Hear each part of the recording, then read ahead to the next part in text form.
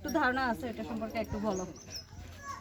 আসসালামু আলাইকুম, আশা করি আপনারা সবাই অনেক ভালো আছেন। তো মাসুদা ইন্টারন্যাশনাল ট্রাস্ট এটা যে কাজগুলো করতেছে, মানে এই সংস্থা থেকে যে কাজগুলো করতেছে, সত্যি কথা বলতে এগুলো প্রশংসার দাবিদার।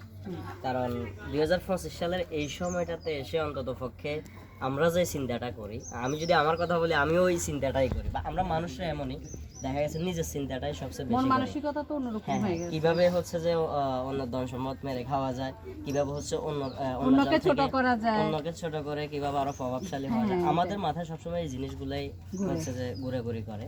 তা আমি আমাদের বলছি ওই জন্য, যাতে করে অন্তত কেউ ব্যক্তিগতভাবে কারো গায়ে না নেয়। তো ওই হিসেবে মাসুদা ইন্টারন্যাশনাল ট্রাস্ট যে ফাউন্ডেশনটা আছে, ওনারা যে কাজগুলো করতেছে এগুলো আসলেই প্রশংসনীয়। আমি আমাদের গ্রামে অলরেডি এই সংস্থা থেকে একটা ঘর তৈরি করে দিয়েছে, অলরেডি চলমান, ওটার আপডেটও অবশ্যই আপনারা পাবেন। তো যাই হোক, এই সংস্থার সাথে জড়িত যারা আছেন সবার প্রতি অন্তঃস্থল থেকে ভালোবাসা রইল। আপনারা বিগত দিনগুলোতে যেভাবে অসহায় মানুষদের পাশে দাঁড়িয়েছেন, আমি এতটুকু বিশ্বাস রাখি ওদের ভবিষ্যতেও আপনাদের এই কাজটা চলমান থাকবে। ধন্যবাদ সবাইকে, আসসালামু আলাইকুম।